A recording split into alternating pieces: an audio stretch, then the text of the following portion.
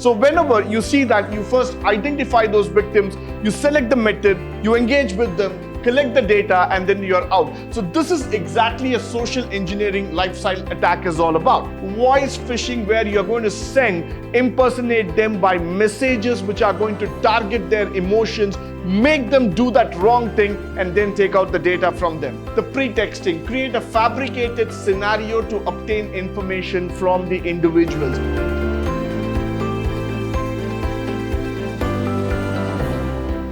Good morning and welcome to the second session in Unit 2, 5th semester Cybersecurity BBA, where we're going to talk about cybercrime and cyber law. Whenever we talk about the cybersecurity, we need to understand the various social attacks that are happening here. Now, what is a social attack that we need to first understand? The social engineering life cycle is something all about making the customers get lured to some kind of illegitimate attack, trying to take their data away by getting into a closer interaction and then exiting out of the system. So it removes all the traces of malware, covering the tracks, bringing a shred to the natural end. Now, you obtain information over a period of time, and finally what you do is that you completely get hold of it. So whenever you see that, you first identify those victims, you select the method, you engage with them, collect the data, and then you're out. So this is exactly a social engineering lifestyle attack is all about.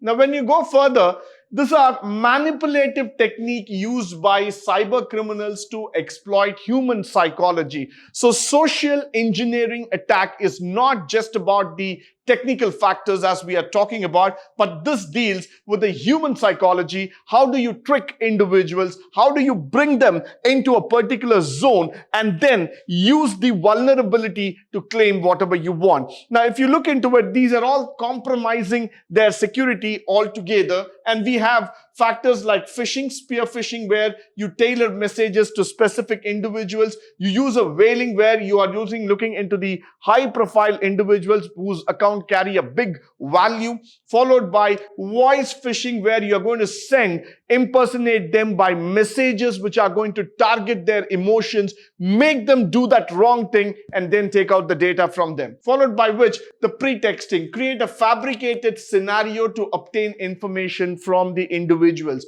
You also do baiting, where free software or media downloads to lure the victim, downloading malware, tailgating them, taking advantage of the access point and privileges, and just walking into the building without having the prior access or permission. You have the quid pro quo, which means to say that offering technical support or free software installation altogether.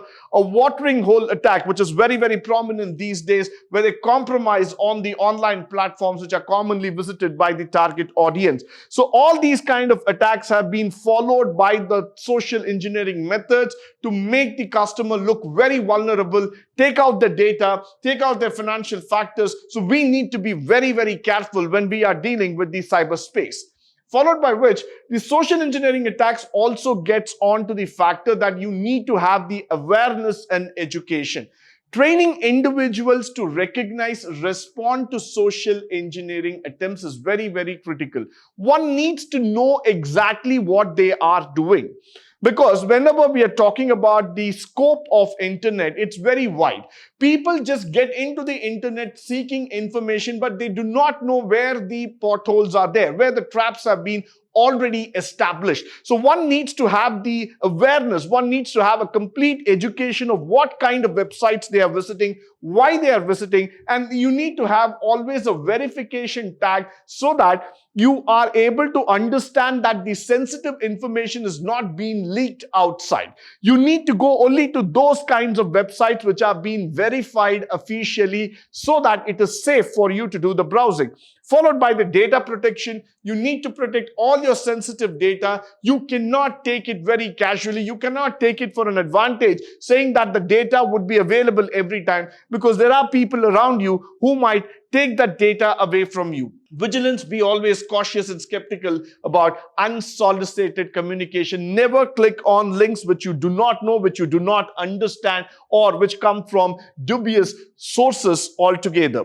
Followed by which we are also going to talk about the security software, the updates, email, and when we talk about those web filters, data backs up, and we are talking about the access control today, cyber hygiene, and incident response team. All these things are needed to protect you from the malware and ransomware that's happening. So in every factor, you need to understand that there needs to be an incident response team that will take care of these kind of situations and run it across. If this is not happening, then there would be a problem. Why? Because the customers will feel completely difficult in terms of accessing the web services. Followed by which the 0 day and the 0 click. Now, a 0 day and 0 click looks to you very simple, but it's quite dangerous. Why?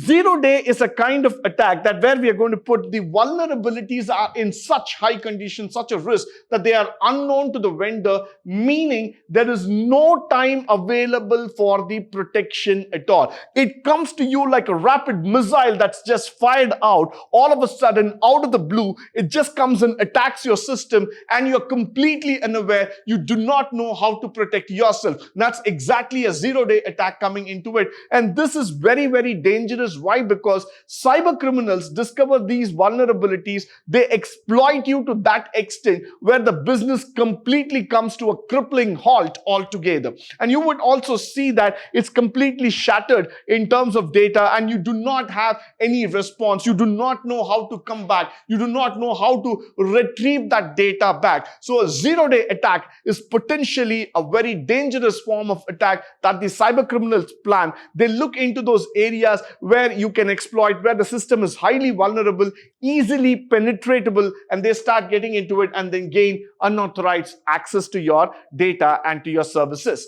Followed by which the significance today, if you start seeing, because they are people who can develop into those systems, they have a chance to update, do whatever with the software. Now, the targets for 0 day are all those operating system, web browsers, even the mobile applications. They have also come under the 0 day factor altogether. Now, what is a mitigation? Now, this word is very, very important. A mitigation means you are just planning something, a backup kind of a thing, a patch through which you can mitigate, you can reduce the risk factor that's going to happen because of these 0 day factors here. So when you regularly update your software, when you are aware about your system, you know exactly what kind of web pages, what kind of application that needs to be downloaded, that needs to be accessed, and you have enough measures to prevent the intrusion of illegal activities towards your application, towards your web services. That means you can be assured that you can prevent these kind of attacks to your applications, to your system altogether. So one needs to regularly update, one needs to employ updated security, one needs to have those firewalls checked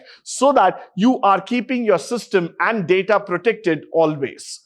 Moving further, we're going to talk about the 0 click attack. A 0 click attack is just the subversion of 0 day. Now, that is also very important. Why? Because unknowingly, when a victim clicks on a link on a website altogether, and then the downloading starts happening, it's going to destroy your entire system because you just downloaded a malicious code which is going to burn out your entire data, which is going to just take out your system, and you have absolutely zilch clue about what is happening inside there. So this means to say that you need to activate your system to such an extent that whenever you're going to get malicious code or links, it has to warn you. A security warning has to be popping up on your screen saying that please do not click on those links. Followed by which the targets are including smartphones, laptops, software. Significance of this comes very, very important because any device that is compromised, any device that gets compromised in a corporate environment,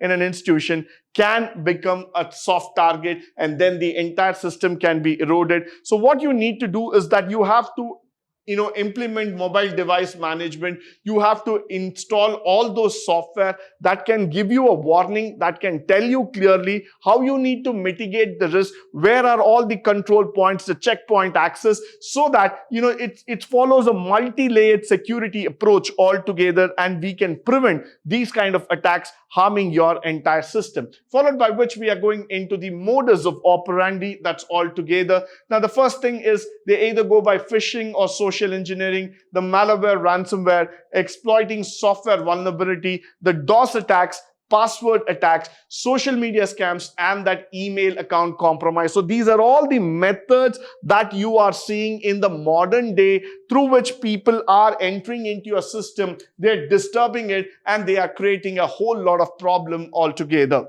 Followed by which the data breaches, cryptojacking. Now this is very, very important, where people start getting into taking away your cryptocurrency. Of late, people like WazirX, and there were so many other companies which got into this problem, and millions of dollars worth cryptocurrency was just taken out. It was vanished in the thin air altogether. The reason for all this is that the system is not ready to protect its data.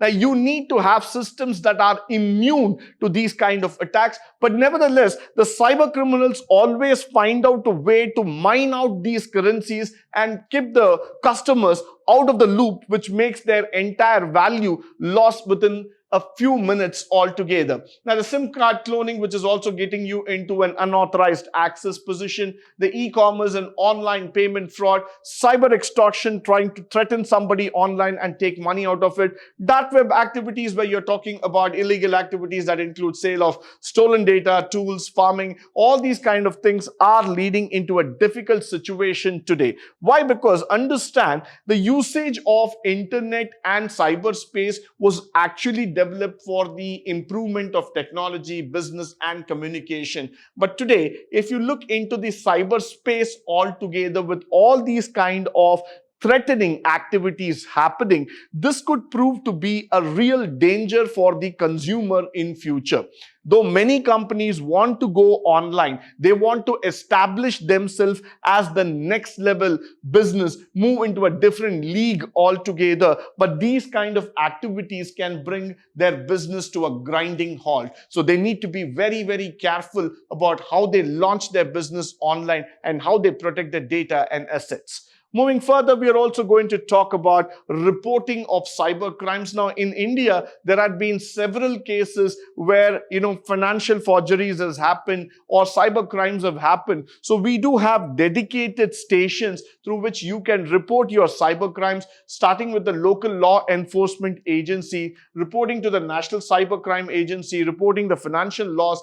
And the most important thing is that you need to have proper documentation and verification done immediately, so that you can report it to the nearest police station and get your data protected.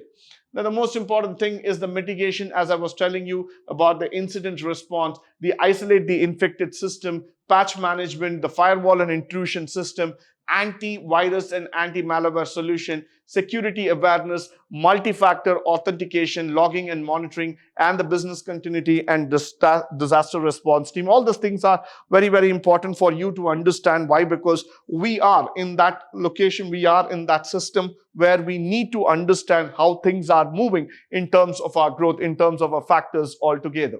Now, when we are talking about the legal perspective of cybercrime, cybercrimes are often national borders, making it both essential for domestic and international frameworks to be in place, combat effectively. Cybercrimes and laws and registration, most countries have enacted the cyber-specific laws to address those cybercrimes. These laws define cybercrimes, they establish the legal penalties, provide legal framework for prosecuting this offenders. And if you look into, countries may enter into international agreements and conventions to address the cross-border cybercrime. So today, all the nations across the globe are facing problems related to cybercrimes. So over a period of time, there have been conventions, there have been agreements that have been made to prevent these kind of losses. Followed by which we also have the jurisdiction, the extractionality, which is coming into picture, where you can extradite those people who are challenging the system. You can take away those people away from the normal walk of life and bring them before the court of law. And legal definitions of cybercrime, that's also coming in a big way. Now we are trying to talk about these online theft and fraud that needs to be completely taken away. And you also need to see how you can identify those criminals, take them away from the normal system, and make sure that cyberspace becomes a more secured environment altogether. Followed by which we have penalties and sentencing under the system. We have digital evidence and forensics. We also have cybersecurity regulations and compliance. And these are the things that are being followed by companies today, which try to tell people very clearly that in case if you do any kind of illegal activities, there is a punishment waiting for you. Followed by which the IT Act of 2000, which is very, very important. This was enacted on the year 2000 on June 9th altogether, with the primary objective to keep in recognition of all the electronic records facilitating e-commerce and activities in India. We also verify on the digital signature that recognizes all those factors which are legal, and they provide a valid framework for the electronic network. Followed by which the electronic records, which gives a legal status as physical records, making them admissible as evidence in the court. Now, we are also trying to talk about cyber crimes, which provisions to address various cyber crimes, including hacking, cyber terrorism, and all those factors. The cyber tribunals established act that we are talking about when it comes in terms of to handle disputes, appeals related to cyber crimes altogether. Intermediaries, which define the factors that often give them the certain legal protections. Now, when we are talking about this act, the amendment to this act happened in the year 2011, which is very, very important for us. The amendment actually tried to bring in a lot of changes, stricter penalties, and even situations which could handle those intermediaries and provisions, providing a greater protection to the user altogether. So this is very, very important and useful for all of us. So in case if you are facing any challenges in the cyber area, you can always refer to the IT Amendment Act of 2011, and that would help you to find out solution for all the challenges that you have undergone. Followed by which this amendment, which also recently happened, was in the year 2019, 6 years back, where we introduced provisions to protection of children from sexual offenses altogether, and the privacy bills that have been brought together to protect the data in India. With this, I come to the end of today's session. I hope and believe that all the factors that have been spoken here would be of great help to you, both in terms of theory and in practical walk of life. In the upcoming session, we would be talking about the social media and the social media platforms altogether. But until then, stay tuned, stay blessed. Thank you once again for joining me today on this wonderful session.